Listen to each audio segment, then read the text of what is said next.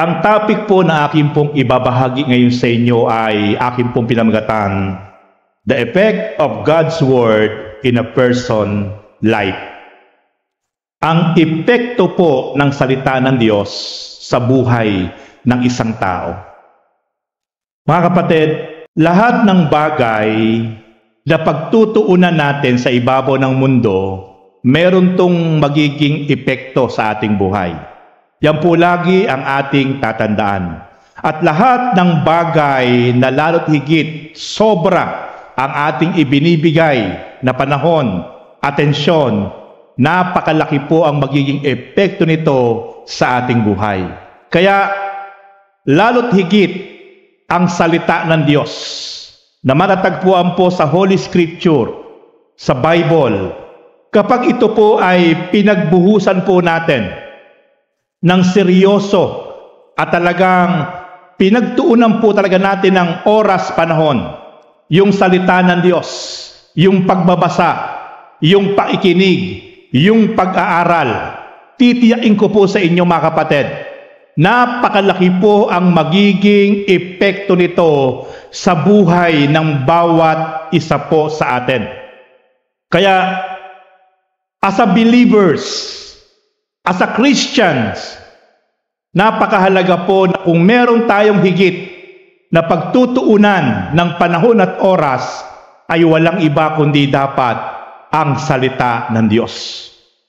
Ito po dapat ang bibigyan po natin ng best effort, best priority, best time sa ating buhay, sapagkat ang epekto po nito sa atin ay mararanasan po natin, makikita po natin, sapagkat ganyan po ka-powerful ang salita ng Diyos.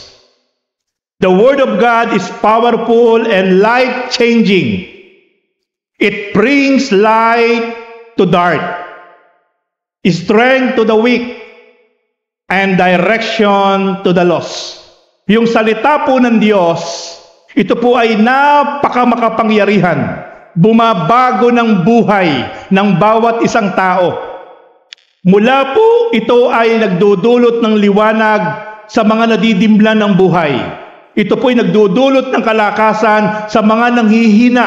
At ito po ay nagbibigay ng tamang direksyon sa mga nawawala o naliligaw. Kaya po, very powerful ang patuloy po na tayong lahat ay makapagbigay ng higit na maraming oras sa salita ng Diyos. Sa pag-aaral, sa paikinig, sa pagsisharing, napakalaking bagay po yung salita ng Diyos ang higit sa lahat na bibigyan po natin ng most priority, most attention sa ating mga buhay. Ngayon po dito po sa church po ng Jesus Christ, the highly favored church, ay nagkaroon na po tayo ng designated na mga tagapanguna sa mga senior, sa mga kababaihan, sa mga kalalakihan, sa mga kabataang kababaihan at sa mga kabataang kalalakihan. Meron na pong mga nagli-lead sa bawat isa. Pwede po kayong magkaroon ng personal fellowship kahit once a month, o mas maganda po ay twice a month. Meron po kayong online fellowship na kung saan ay nagkukumustahan tayo, na kung saan ay tinatalakay at pinag-aaralan ang Word of God, ang salita ng Diyos. Meron po ngayon tayong mga ina-upload na mga teaching about Bible study sa ating YouTube channel. Pwede po kayo makapanood sa buong isang linggo. Ito na po yung atin pong ginagawa upang patuloy po na tayo ay maluto, tayo po maging consistent sa pag-aaral, paikinig ng salita ng Diyos. And I want to encourage to all of you na yung pong kung saan kayo nakasama ng mga group chat ay i-priority nyo po yung once a week nyo pong fellowship through online fellowship. Sapagkat doon po ay inaaralan kayo, doon po ay hinuhubog kayo ng inyo po mga tagapanguna.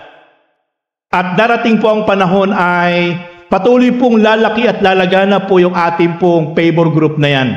Dadami po at dadami at makakailangan pa po tayo ng mga na mga magli-lead sa bawat small group. And I hope na kayo po ay isa po doon sa magiging tagapanguna upang patuloy niyo pong hubugin, patuloy niyo pong i-encourage, patuloy niyo pong i-equip, i-train yung pong mga cell group na kapailalim sa inyo pong mga grupo. Kaya po patuloy na tayo po ay maging excited. Patuloy tayo po talaga ay lagi po talagang maging excited upang patuloy po yung ating pong once a week na fellowship, through online fellowship ay maging consistent po kayo sapagkat makatutulong po yan sa ating mga buhay espiritual. At ito po yung araw ng linggo, yung tinatawag na grand celebration po natin for the Lord. Na once a week ay meron po tayong tinatawag na grand celebration, grand fellowship, at atin po ipinagpapasalamat to sa Diyos. Kaya po, I want to encourage to all of you, tayo po ay yung once a week po natin ito na fellowship, every Sunday, na atin po ito idinededicate sa Diyos. Ito po ay paglaanan po natin ng oras at panahon. Ang buong isang linggo po ay binubuo ng 168 hours. Ulitin ko po, ang buong isang linggo, Monday to Sunday, ay binubuo po ng 168 hours. Doon po sa 168 hours po na yon, ginugugol po natin yung 168 hours sa loob ng isang linggo sa ating pong hanap buhay, sa ating pong mga pinagkakaabalahan, sa ating pong mga buhay, sa ating pong mga pag-aaral, sa ating pong negosyo o whatever. Napakarami po nating oras. But, yung pong araw ng linggo, 2 hours lang po, minsan 3 hours. Ibigay na po natin yon para sa Lord. Upang tayo po ay magkatipon-tipon, magkasama-sama, para po tayo sama-samang magpasalamat, magpuri, magbalik ng parangal sa Diyos, sapagkat ito po yung gustong-gustong makita ng Diyos, na tayo po ay nagsasama-sama, nagtitipon-tipon sa isang lugar kung saan ang pinakasentro po ng ating selebrasyon ay walang iba kundi ang Diyos na makapangyarihan sa lahat na ating pinaparangalan at pinasasalamatan.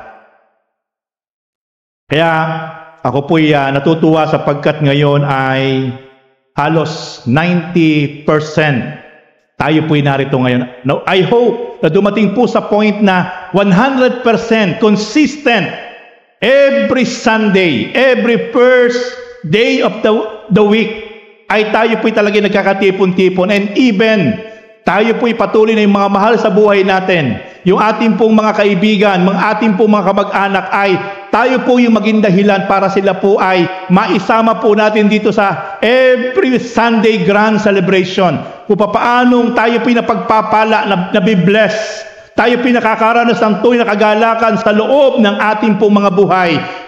Pero din po sila maramdaman din po nila yon, sapagkat sa pamamagitan po ng ating mga effort, sa pamamagitan po ng ating mga desire na sila po ay madala po natin sa lugar na, sapagkat ito po ang pinaka-the best na paraan para po ang isang tao ay tunay na talagang makaranas ng isang buhay na ganap at kasiyasiya. Okay. Uulitin ko po yung ating pong pinag-aaralan ngayon at pag-aaralan, the effect of God's Word in a person's life. Talagang ang magiging epekto po ng salita ng Diyos sa buhay ng isang tao ay napakalaki po ang epekto po nito.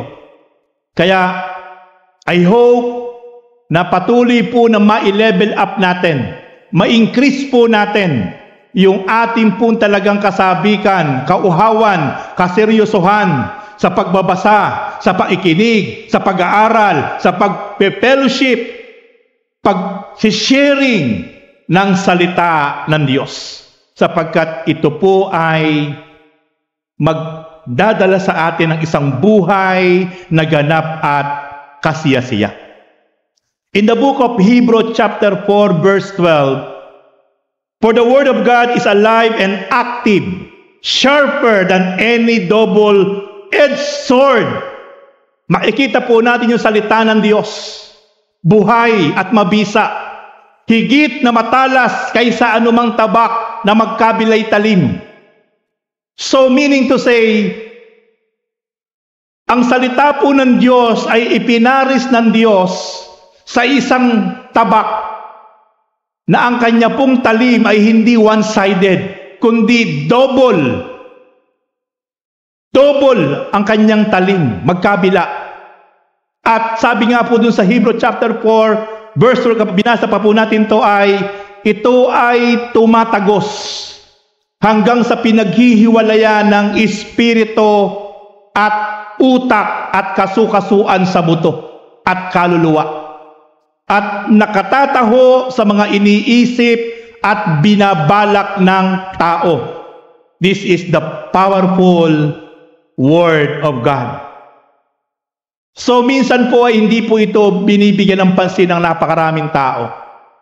Ang mga tao po ay walang panahon, walang oras para iti buklatin, para iti basahin, para iti pag-aralan, para ito ay talaga ay bigyan ng panahon para dumalusa sa isang grupo at mag-usap-usap, mag-sharing, mag-aral ng salita ng Diyos. Wala po, sapagkat ito po ang nais ng kaaway na ang mga tao, babait, lalaki, kabataan ay mawalan ng gana, mawalan ng panahon, mawalan ng oras sa salita ng Diyos. Sapagkat alam na alam po ni Satanas na kapag po ang bawat isang tao ay magpapasimula ng kauhawan, kasabikan sa paikinig at pag-aaral ng salita ng Diyos, pagbabasa ng salita ng Diyos, may mangyayaring malaki sa kanyang buhay.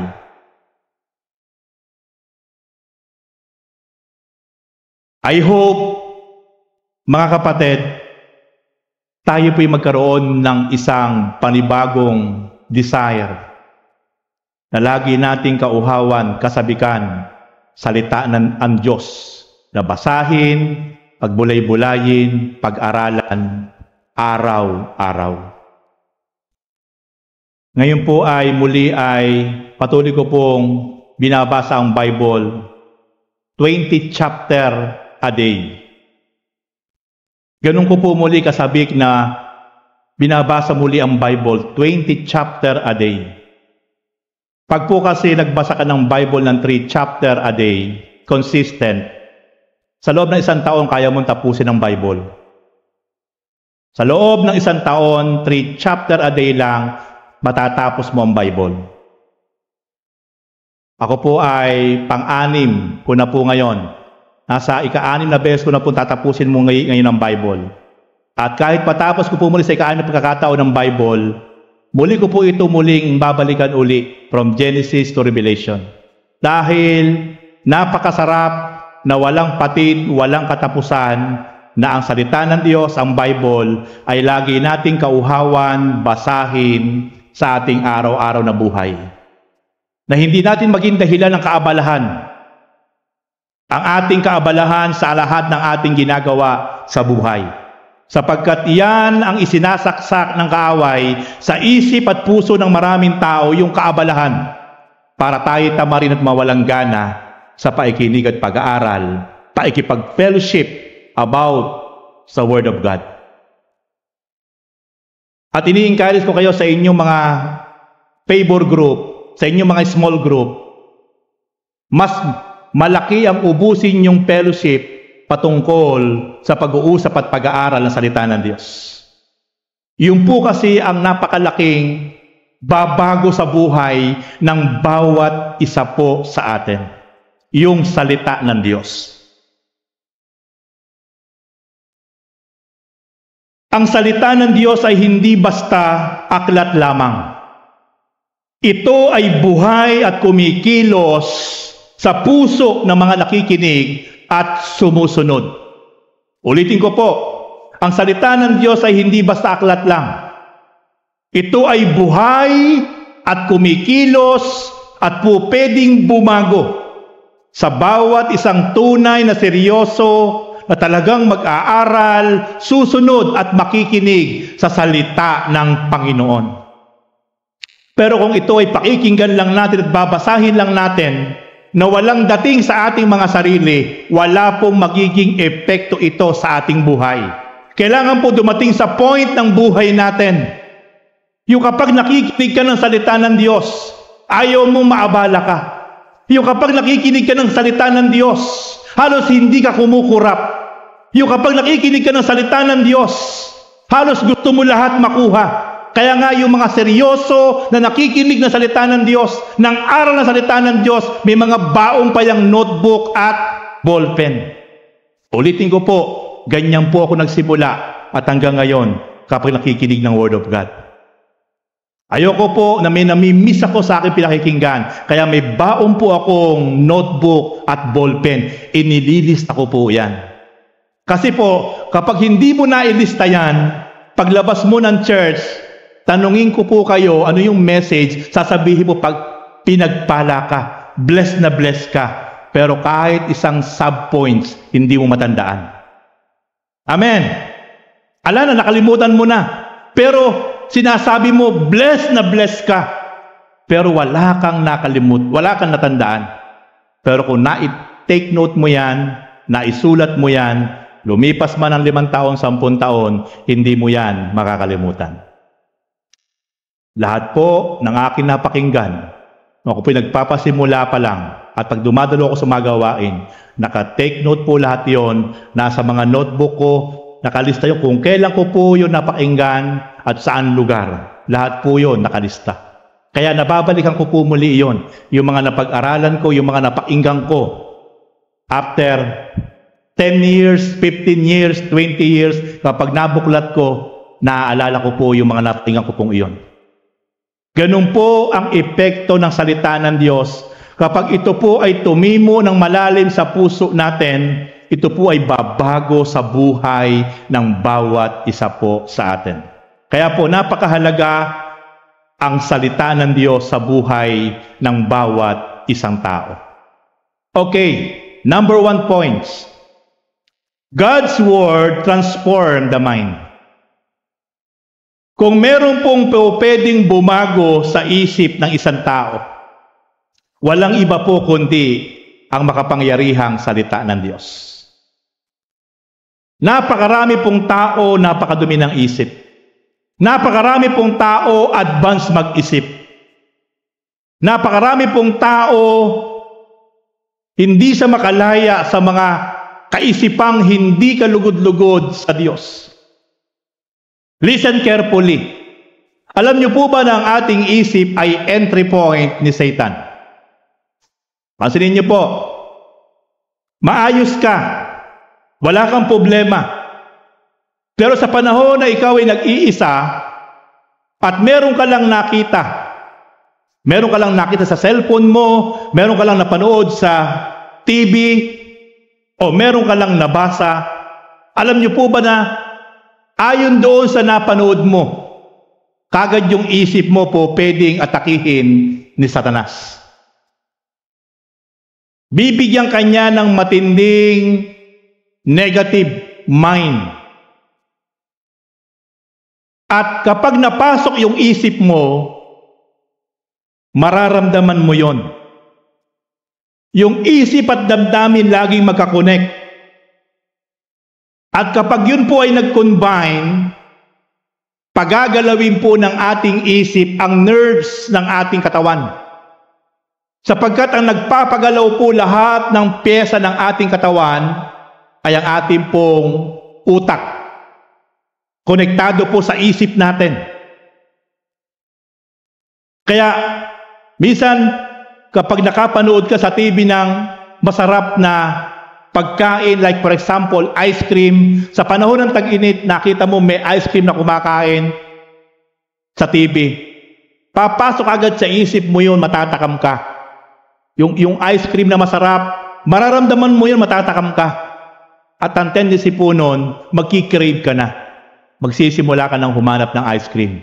Ganun po katindi, yung ating nakikita, papasok sa ating isip, sa ating brain, mararamdaman po natin yon, pagagalawin po nung nerves natin yung ating katawan, at ikaw ay hahanap na at lalabas ang bahay para bumili ng ice cream. Ganun po katindi. Nagsimula lang po yun sa nakita mo, at naisip mo, naramdaman mo. E paano po sa bawat nakikita mo, sa bawat napapanood mo, sa bawat nakikita mo sa cellphone kapag ikaw ay nagsuswipe, nagbabrowse, nakakita ka mga negatibo sa iyong cellphone, at biglang pumasok ang kaaway sa isip mo, at naramdaman mo na parang gusto mong gawin yon, diyan po laging nakabantay ang kaaway. Kaya napakahalaga na meron yung weapon. Nang isa pong mahalaga na babago at talagang ika-counter natin sa lahat ng negative emotion, negative thinking, ay walang iba kundi ang salita ng Diyos. Kaya nga po, God's Word transform our mind.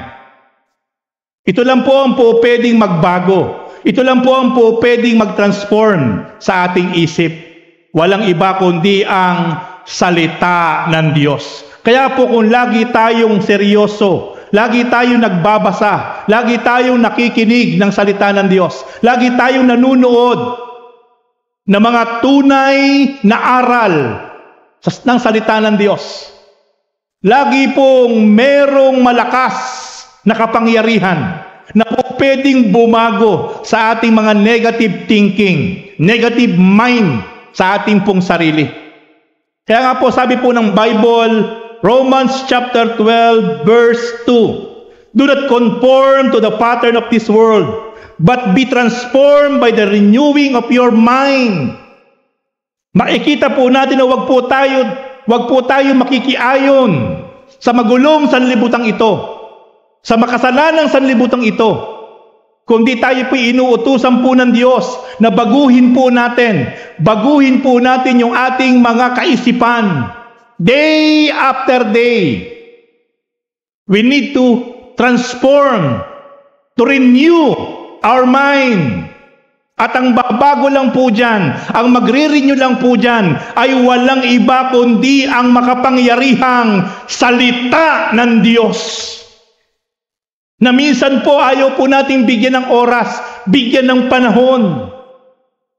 Kaya napakalaking bagay po na tayo po ay talaga ay nag-aaral, nagbabasa ng personal, nakikinig, at nakikipag-fellowship.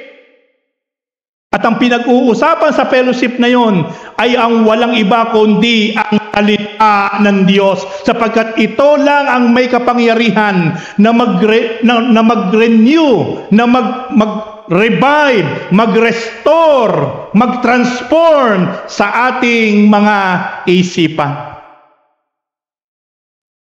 Once tayo po ay napasok ng kaaway ng dyablo, napakahirap po ang mahulog sa patibong ni Satanas.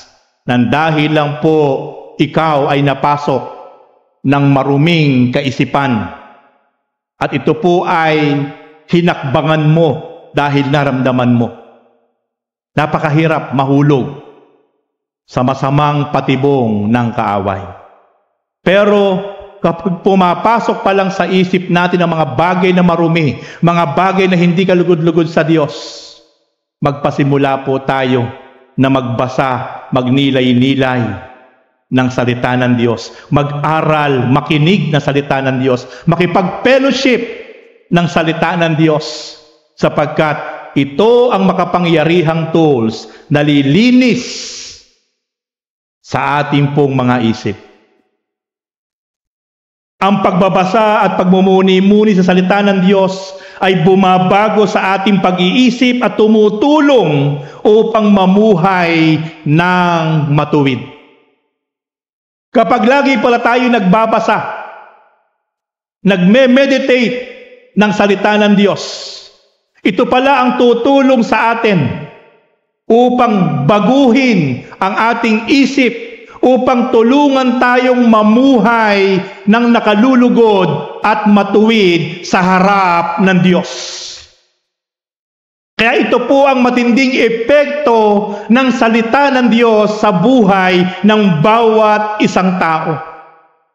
Kaya po, Ito rin po ang matinding ginagawa ng kaaway ni Satan upang bigyan ng katamaran ang napakaraming Kristiyano, ang napakaraming tao na huwag magbigay ng panahon, huwag magbasa, huwag makipag-fellowship, huwag pumunta sa mga ganitong gawain, sapagkat alam ni Satanas, kapag ang makapangyarihang salita ng Diyos na kayang mapapakinggan, ito'y pumasok sa isip at damdamin, ito po ay gumalaw, dito magpapasimula ang isang buhay na ganap at kasiyasiya.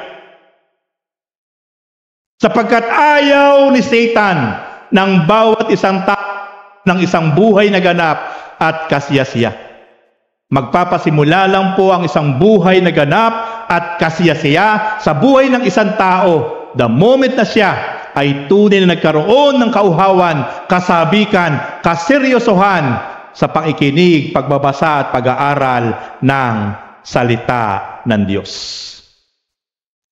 Punuin ang isipan ng mga talata sa Bilbia araw-araw upang mapalitan ang masama at makamundong kaisipan.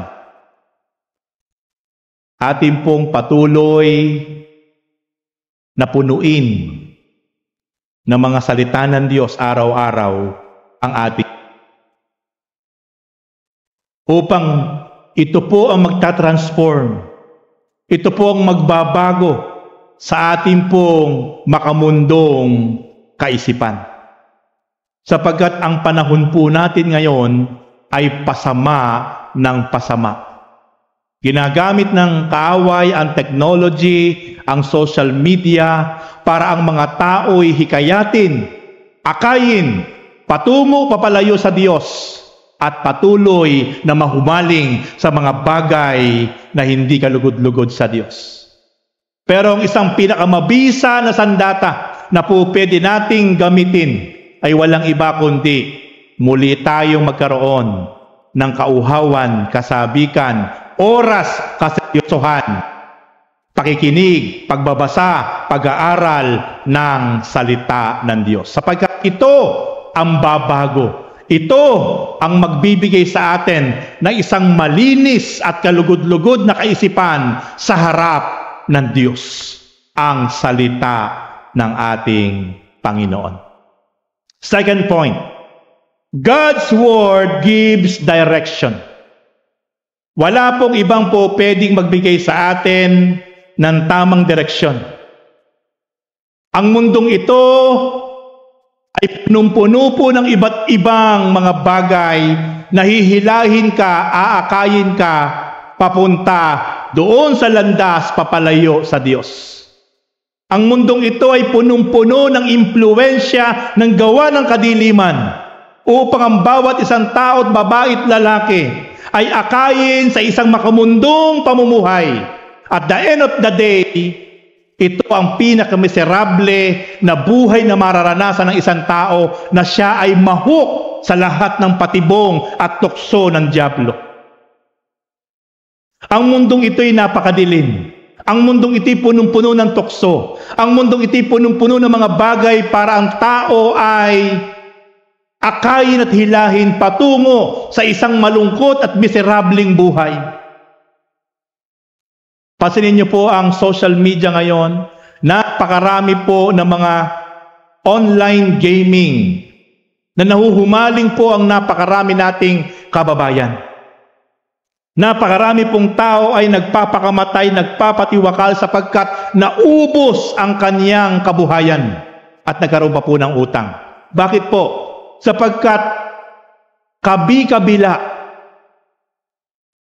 ang mga nag-o-offer ng mga online gaming na nakalulungkot po ng mga sikat na mga influencer sa social media ay ginagamit po ng mga online gaming na ito para i-promote yung mga sugal na yon. Sa oras na ikaw ay mahuk ng mga online gaming na yon, ito na po ang pasimula at mitya ng isang miserableng buhay. At bakit po nangyayari yon? Kasi po sa kawalan po ng kaalaman na mga bagay na ito ay hindi makapagdudulot ng tunay na tagumpay at kagalakan sa ating buhay. Mga kapatid, wag na wag po tayo na magtatry ng kahit anong uri ng online gaming o online na sugal sa social media. Kahit sino po pwede po makapag-sugal sa online. Maglo-load lang po ng 100 piso sa GCash, pwede ka nang tumaya po sa kahit anong uri ng online gaming. Isang pindot mo lang. Sa una mananalo ka po pwede. Pero habang nahuhumaling ka, ito na po yung addiction. Ito na po yung masisira na yung buhay ng isang taong nahook sa mga bagay na iyan. Kaya mga kapatid, kung meron po sa inyo ngayon na ngayon po ay nahuhook, nagsisimula na kayo po ay tumataya sa mga kahit anong online gaming na yan, ihinto nyo na po yan sapagkat sa bandang huli ng inyong pagkahumaling na yan, mauubos ang lahat ng inyong naipundar at sa bandang huli, magkakautang ka pa at sa panahong iyan, yan po yung pinakamabigat na sitwasyon na hindi ka na makakatulog. Hindi ka na makapag-iisip ng tama. Madidepress ka na. Kakainin ka na ng takot at nervyos. At yan po ang gustong-gusto ni Satan. Sa halip po tayo ay maadik sa mga bagay na yan, mas masarap po na tayo ay magkaroon ng pagkahumaling sa paikinig, pag-aaral, pagbabasa ng salita ng Diyos. Sapagkat kapag ito po ang naranasan natin, mula po sa maling direksyon, aakayin tayo ng salita ng Diyos sa right direction. At kapag naranasan po natin na inaakay na po tayo ng kasabikan natin, ng kauhawan natin, ng pagsunod natin sa salita ng Diyos, ito po ang pinakamasarap na sitwasyon na mararanasan natin sa ating buhay. In the book of Psalm 119 verse 105, "Your word is a lamp to my feet and a light to my path." Sabi po ni David, Panginoon, ang iyong salita ay ilaw sa aking buhay. Tanglaw sa landas kong nilalakaran. Simula po nang ako ay mauhaw, masabik, magutom, na lagi ko pong pinagbubulay-bulay, lagi ko pong binabasa, lagi ko pong pinag-aaralan ng iyong mga salita, sabi po ni David. Nagkaroon po ako ng spiritual guide. Nagkaroon po ako ng spiritual light. Kaya po yung paglakad ko sa mundong madilim na ito, meron po akong guide. Meron po nagdadirect sa akin itong makapangyarihang salita ninyo na ipinagkatiwala sa akin. Kaya ito po ang matinding epekto ng salita ng Diyos sa buhay ng bawat isang tao. Ililid tayo nito, igagay tayo nito sa right direction.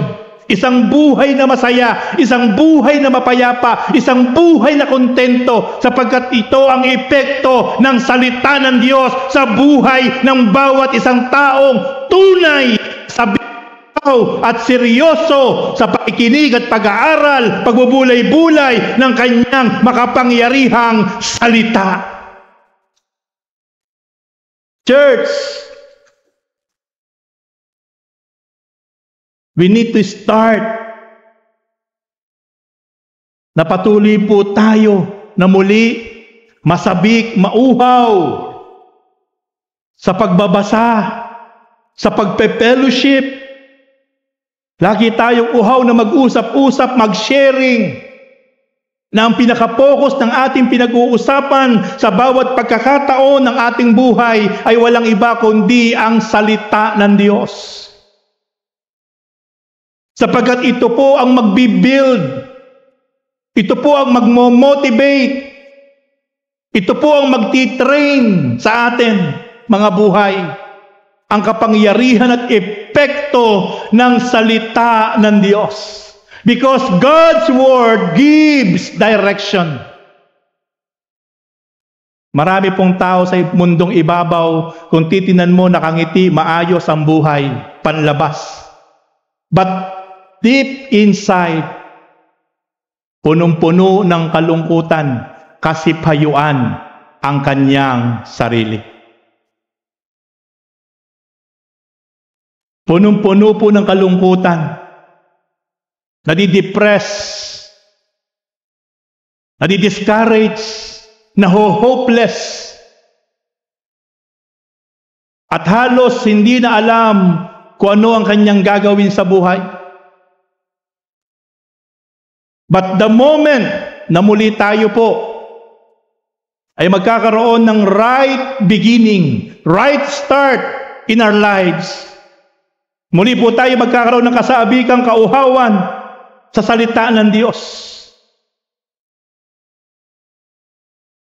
Muli po natin itong bibigyan ng panahon at oras sa bawat araw.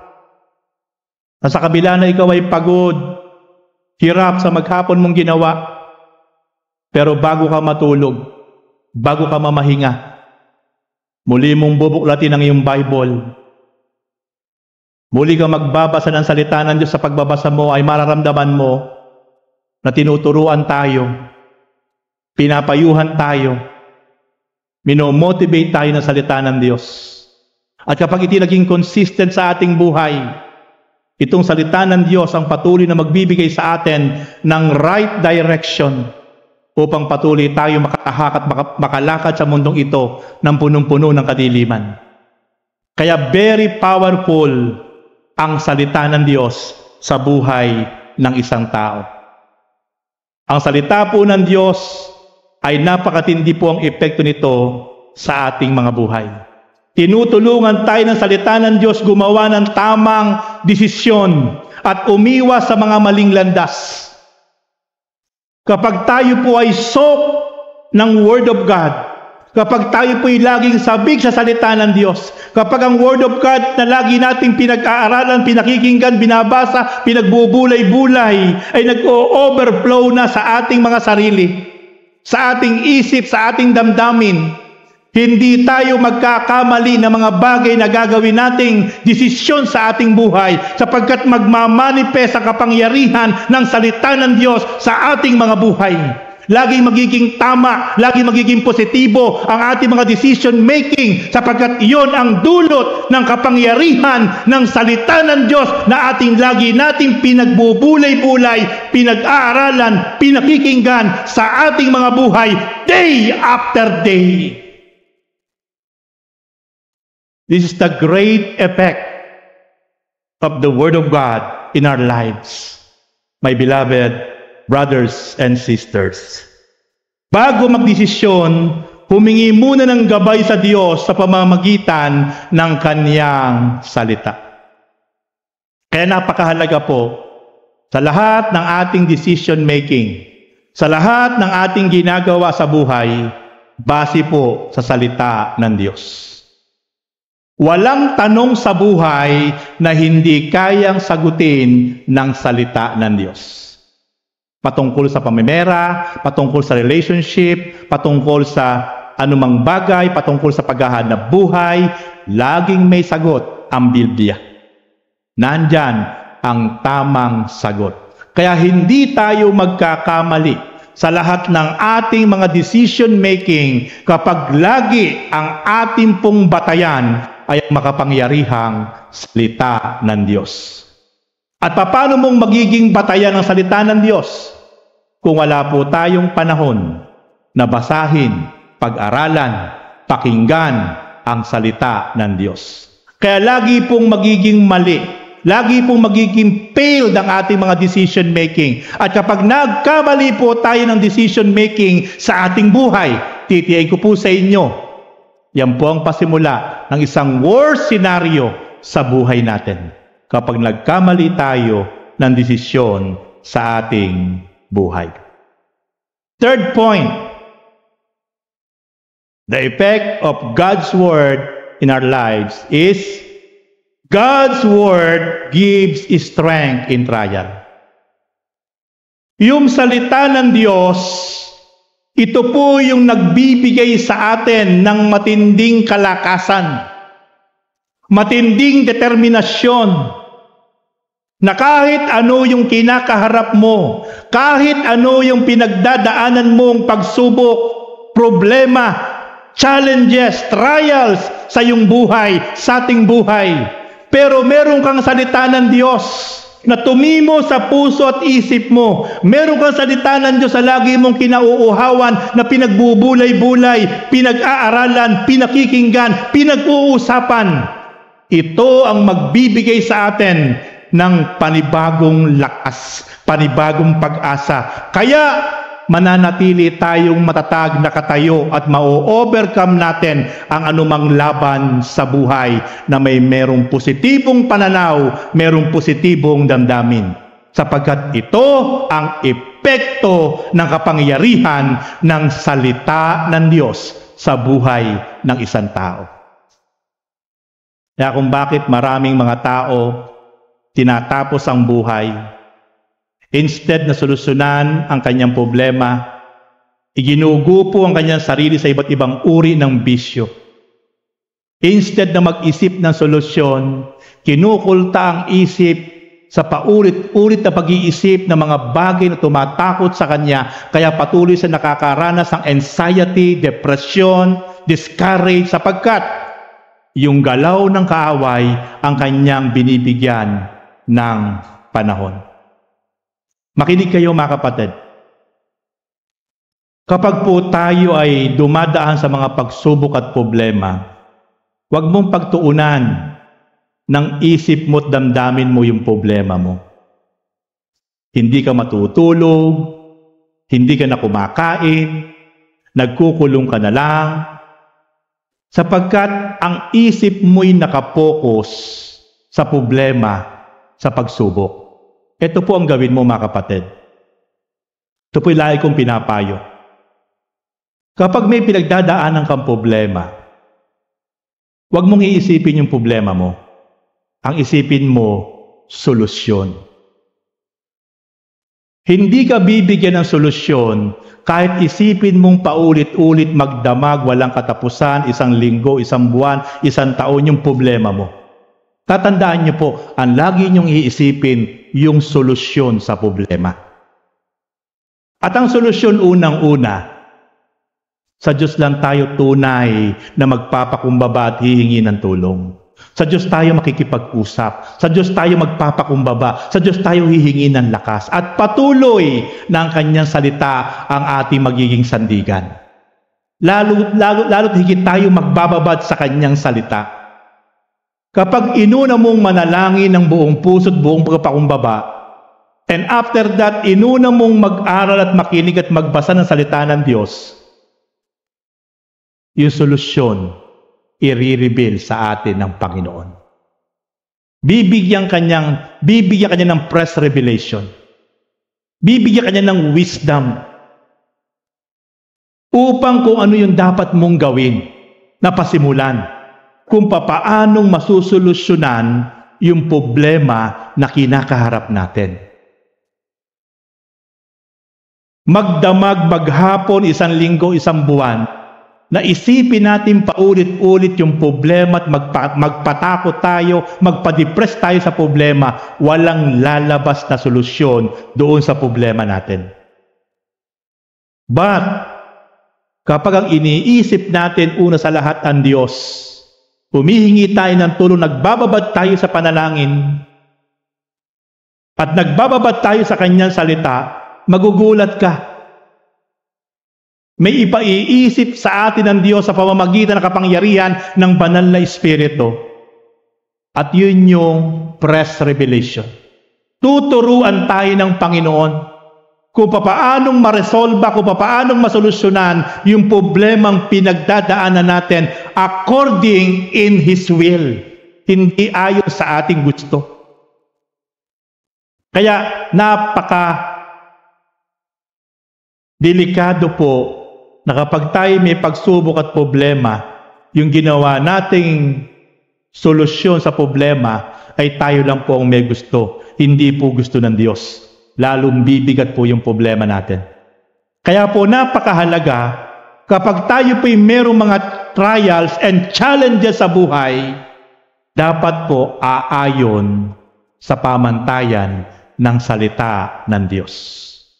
Kaya kung tayo po'y nagbababad, laging uhaw, laging sabik sa pagninilay-nilay, pag-aaral at pakikinig ng salita ng Diyos, meron pong i-recall ang Holy Spirit sa ating isip, sa ating damdamin, sapagkat napag-aralan po natin yon. At yun po ang gagamitin natin doon sa mga sitwasyon sa ating pong pinagdadaanan sa buhay. Yung mga decision making na ayon sa prinsipyo ng salita ng Diyos. And I tell you kapatid, magiging smooth, magiging maayos yung ating pong sitwasyon. In the book of Psalm 28 verse 7, "The Lord is my strength and my shield. My heart trusts in Him." So makikita po natin, sabi po ni David, ang kanyang Panginoon Diyos, ang kanyang lakas at kalasag. Siya nagtitiwala mula sa kanyang puso sa kapangyarihan at magagawa ng Diyos. Kapag ito po ang naging prinsipyo natin, nang lagi nating lakas at kalasag ay walang iba kundi ang Diyos. At lagi tayo nagtitiwala mula sa ating puso sa magagawa ng Diyos. Sa pamamagitan ng salita ng Diyos sa mga pangako niya sa atin, na lagi nating kinauuhaw at kinasasabikan, hindi po tayo magkakamali sa anumang sitwasyon na ating pong pinagdadaanan. At kapag tayo po ay nagkaroon ng decision making, hindi tayo madudupilas, madadapa kapag sa kalooban ng Diyos ang lahat ng ating gagawing desisyon. Sa oras ng pagsubok, ipinapaalala sa atin ang salita ng Diyos na hindi tayo nag-iisa. Binibigyan lagi tayo ng pag-asa. Anumang sitwasyon, anumang kalagayan sa buhay, ay teo kapatid, hindi ka nag-iisa. Meron tayong Diyos na nangako na hindi tayo iiwan, hindi tayo pababayaan. Hebrew 13:5, yan ang pangako sa atin ng Panginoon. At napakahalaga po na merong mga salita ng Diyos na tumimo at natanim sa ating puso at isipan. Upang sa mga panahon ng panghihina, sa mga panahon ng pagsubok, ito yung gagamitin nating idideklara sa ating buhay. Amen! Kapag nanghihina ka, idideklara mo, ang Diyos ang aking lakas at sandigan. Kapag dumadaan ka sa apoy at problema ng pagsubok, idideklara mo, sinabi ng Diyos sa aklat ng Isaiah, dumaan man ako sa apoy, hindi ako masusunog. Dumaan man ako sa tubig, hindi ako malulunod. Sapagkat ang pangako ng Diyos, siya ang aking Diyos na mag-iingat at sasama sa akin. Kaya napakahalaga na meron tayong salita ng Diyos na ating pong napag-aralan, nabasa, nakatimo sa ating isip at puso, at ito po yung ating idideklara. Kapag lagi po nating idinideklara ang mga positibong pananaw, pangako ng Diyos sa ating buhay, nagkakaroon tayo ng kalakasang espiritual, nai-encourage tayo, nagkakaroon tayo ng pag-asa, at iyan ang dulot ng salita ng Diyos sa ating mga buhay. Binibigyan tayo ng kalakasan, binibigyan tayo ng pag-asa, kaya hindi ka manghihina, hindi ka manlulupaypay, bagkus patuloy ka na magpapatuloy na sumunod ng may katapatan, may kasigasigan, may apoy, may init, patungkol sa salita ng Diyos at kalooban ng Diyos sa ating mga buhay. And last point, ang epekto ng salita ng Diyos sa buhay natin, God's Word brings conviction and leads to repentance. Yung salita po ng Diyos ay lagi po tayong kinukonvict. Lagi po tayong nililid para po patuloy na magsisi, magpakumbaba sa harap ng Diyos. Kapag buong puso po natin laging kinauhawan, kinasabikan, at seryosong pinagbulay-bulay ang salita ng Diyos, pinag-aralan, pinakinggan, ang epekto lagi nito sa ating buhay, lagi nating mararamdaman ang conviction ng Diyos by the power of the Holy Spirit at tayo po'y ililid niya patungo sa pagpapakumbaba, pagsisisi at pagtalikod sa kasalanan. At yun po ang gustong-gustong mangyari ng Diyos sa ating buhay. Kaya nga po sabi ng Lord sa 2 Chronicles chapter 7 verse 14, sa sandaling ang aking bayang pinili ay magpakumbaba, manalangin, hanapin ang aking mukha, talikdan ang kanilang mga kasalanan, diringgin ko sila, patatawarin ko sila, at ibabalik ko ang kasaganaan, katiwasayan sa kanilang lupain. Ang dulot po ng kapakumbabaan, ang dulot po lagi ng kasabikan sa paghanap sa mukha ng Diyos. Ang dulot po lagi ng pagtalikod at pagsisisi sa kasalanan ay ang pagtugon ng Diyos sa ating pong mga hinaing. At ang pagbabalik ng Diyos ng katiwasayan, kapayapaan, kasaganaan sa ating mga buhay. Kaya po mga kapatid, ito ang gusto ng Diyos na makita sa ating lahat.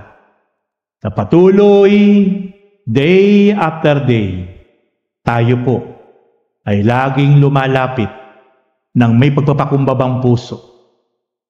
May pagsisisi sa lahat ng ating mga nagawang kasalanan at nagagawang kasalanan. At nanunumbalik po tayo ng may kapakumbabaan sapagkat ang pangako ng Diyos muli niyang ibabalik sa atin ang katiwasayan, kapayapaan, at kasaganaan sa ating mga buhay. 2 Timothy chapter 3 verse 16. All scripture is God-breathed and is useful for teaching, rebuking, correcting, and training in righteousness. Ang salita po ng Diyos ay buhay, mabisa, magagamit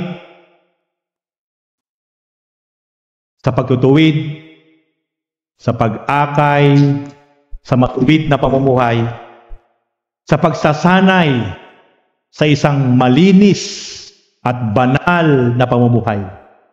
Ito po ang kapangyarihan ng salita ng Diyos.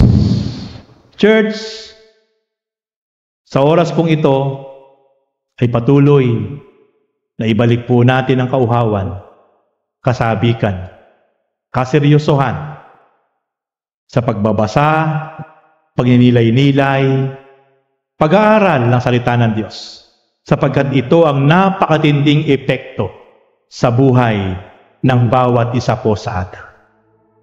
Inilalantad ng salita ng Diyos ang kasalanan at inaakay tayo tungo sa tunay na pagsisisi at pagbabago. Hayaan mong saliksikin ng Diyos ang iyong puso sa pamamagitan ng Kanyang salita at patuloy tayong itutuwid ang ating mga buhay.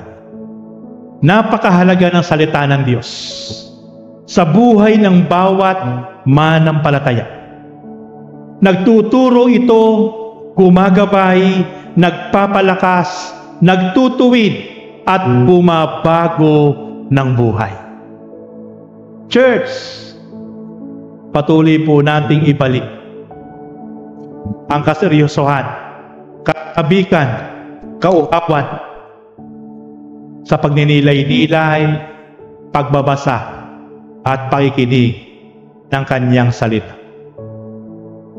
In the book of Matthew 24 verse 35, Jesus said, "Heaven and earth will pass away, but my words will never pass away."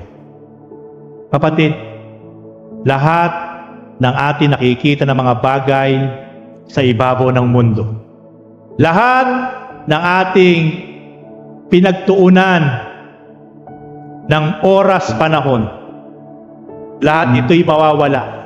Lahat ito ay lilipas. Lahat ito ay mapaparang. Pero sabi ng Panginoon, pero ang aking mga salita ay hindi lilipas, mananatili habang panahon. So, napakapalad ng bawat isang tao na tunay na pinapahalagahan ang salita ng Diyos sa kanyang buhay. Sapagkat ito lang pala ang tanging mananatili. Hindi mawawala, hindi lilipas, hindi mapaparaw sa ibabaw ng mundong ito. Kaya po mga kapatid, it is a right time, my beloved brothers and sisters. Everybody raise your hands, close your eyes. Kapatid, sige kausapin mo ang Panginoon. Magsimula kang makipagdiig sa Diyos sa oras na ito. Let us pray. Manalangin tayo sa Lord. Let us confess all our sins.